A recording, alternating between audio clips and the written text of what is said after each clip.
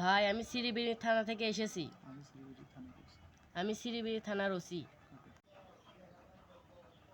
ভাই এই লোকটা আপনার দোকানে এসেছিল বা কোথাও দেখেছিলেন? না স্যার, আমি তো একে চিনি না, কোনোদিন দেখিনি। আপনি আমার নাম্বারটা নেন। বলেন। 363740। এর নাম বল্টু মাস্তান, এ খুবই ডেঞ্জারাস।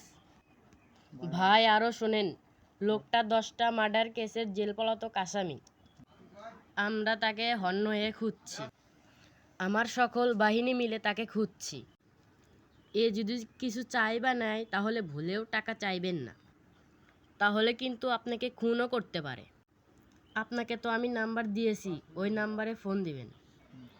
আচ্ছা ঠিক আছে স্যার, এ যদি আসে আমি আপনাকে অবশ্যই জানাবো।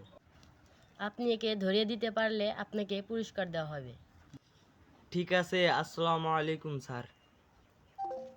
ওয়ালাইকুম আসসালাম। আজ তাহলে আসি।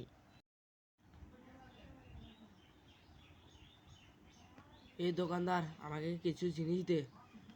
ওটা দে, এটা দে, এটা দে, সবগুলো প্যাকেট করে দে। ঠিক আছে ভাই, দিচ্ছি।